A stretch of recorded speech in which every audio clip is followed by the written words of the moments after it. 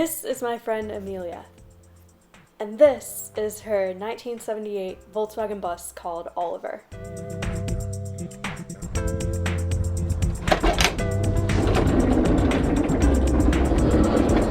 is my home.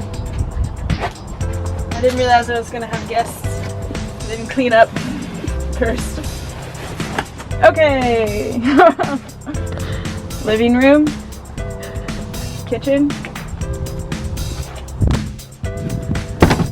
Master bedroom.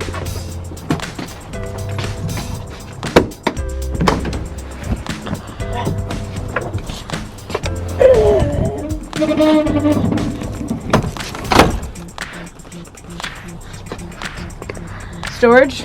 And the guest bedroom. Very nice up here. And you can open these windows and catch yourself a beautiful sunset. Front. And map. Got like one cool thing from every place I've been, and then I'm just gonna decorate with it. Because I thought I wanted to do this like super nice, like boho chic, like you see in the magazines. But once I got into it, I was like, this van is not boho chic. This van is real. Like it needs to look like it's lived in. So that's everything in here comes from some part of the journey or somebody from the journey, which is cool. Fort Fisher was really funny because I had just started learning how to drive a manual, and it was my first time driving without the person who taught me, and so I was riding with my friend Kristen, and we were getting down there. I popped the clutch like 6 times on the way, and I was so nervous, and it was the farthest from home that I had driven, which was only like 45 minutes.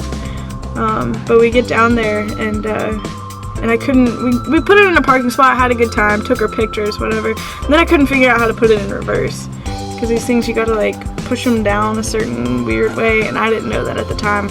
I was just thinking like, oh my god, reverse is broken.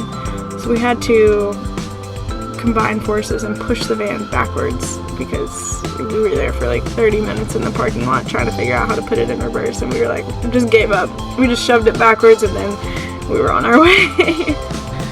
Starting out, I had absolutely no idea. I was pretty lucky though. One of my friends is a pretty good mechanic, and so he kind of helped me along the way with the stuff that I wasn't confident doing by myself. But like after working with him a lot, I've realized that there's nothing that I can't fix by myself. It's just all about, am I confident enough to give it a try by myself? Because I think the biggest thing for me, I was always scared that if I had the van jacked up and I was under it working, that it was gonna fall on top of me, and that was like my biggest setback at first. Was like, I'll do anything that I don't have to raise the van up for by myself, but now I can throw it up and get under there, and it's no big deal these days. But YouTube also taught me a lot.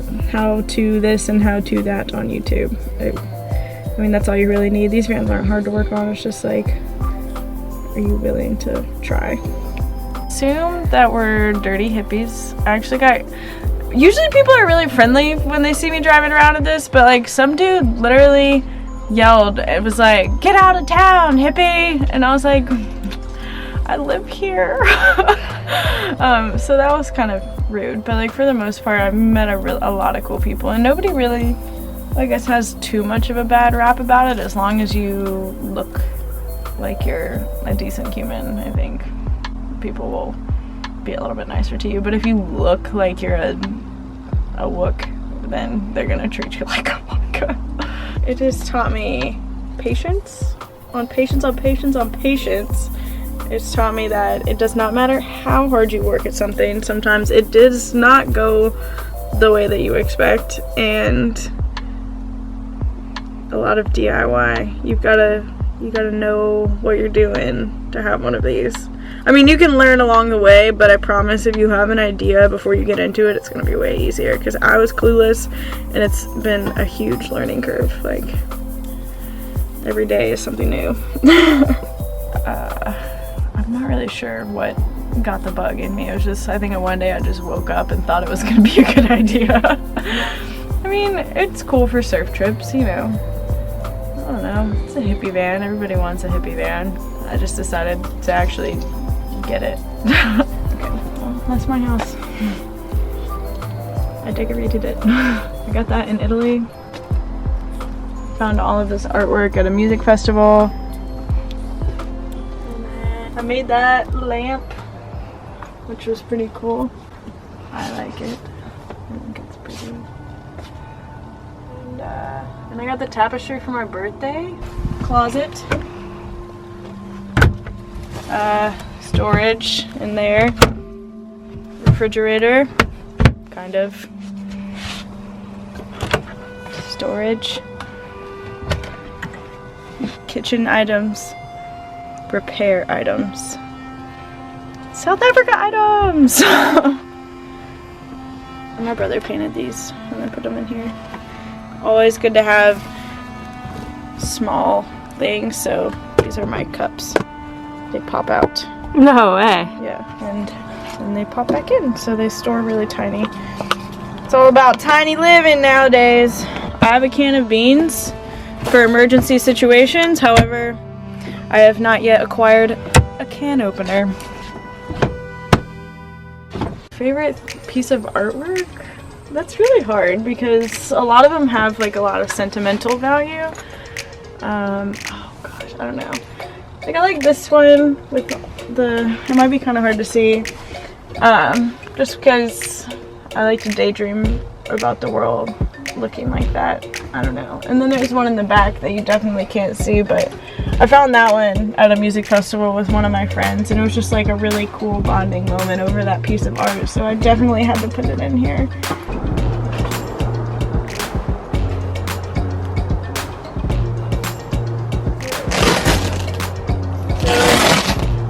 So this is additional storage. Only for things that can get wet. Stealing my VIN number? I'm 2 miles off-road into this big old freaking cow pasture. You camp out, there's cow poop outside your door, but you know, whatever. We're dirty people, I guess. But there was these like huge tufts of grass that were like driving over rocks. And so this thing is not equipped for that. And the way it would bounce, and then the tufts were so tough that you couldn't you had to get some speed to get over. I was like flying in the air, and you can see right here, and we came in my front bumper dug into the dirt, just barely, but like right there, we hit ground. It was not good. This right here, eventually you're gonna have to clean that out, and so breather box? Yeah, so this and this, like before you undo this spring here, you flip this down, you pull this off, and so he said this foam is normal. Okay, so this is oil actually. This is oil that's been used, heated up, and fluffed, I guess, by whatever mechanisms in the engine. I don't know how all that works. But because that gets up in here, eventually it's gonna get dirty. So you want this to be able to have airflow. So you take this off, you unscrew these little nuts right here, and then you take this off of this. And so when you've got it out here, what a lot of people say to use is clean it with gasoline actually. So get a little gasoline and a bucket and swoosh it around in the bucket. It cleans it up like you wouldn't believe, because you want to make sure, so the good test is obviously dry off the gasoline when you're done, but blow through this way and through this way and make sure that you're getting air in the right direction, because otherwise it's not clean. There could be chunks of old oil or something blocking, and if it's blocking, then this isn't going to work right, which means this isn't going to work right. So these are all from the past 2 days. It's from the past 2 years. So living in Southern California, that'd be super impractical. Mostly just with the traffic on any hot day. If you're stuck in traffic and you can't get off of an exit, you would have to pull over to the side of the highway because you're just gonna blow yourself up basically.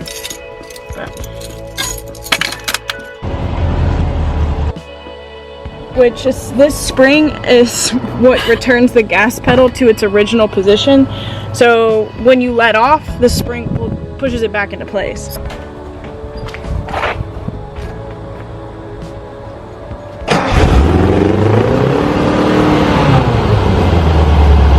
It's really easy. Oh gosh. So that's the breather box. It normally has, is it supposed to have oil like that in it? I don't know what kind of moisture that is. Some of it seems like oil, some of it seems like a little too thin to be oil, like it's like water or gas or something. Only really be air in there. Yeah, so this attaches here. That's your air cleaner. You don't want dirty air in your engine. Get all the grimy stuff. But yeah, eventually, like, I know that those get dirty, so like maybe it is supposed to have some stuff rolling through there, because like if it gets dirty then it's not creating like the vacuum in here where it's supposed to, because it can't breathe. Okay, are you ready? Opens, wears out really similar to how your clutch wears out. So like the wire that you have from there to there on this handle and like the tightening mechanism, it's like basically the same process to tighten the clutch. So I'll show you how to do that and then you'll totally get it. Thanks so much for watching. Be sure to subscribe. I'll be releasing weekly episodes.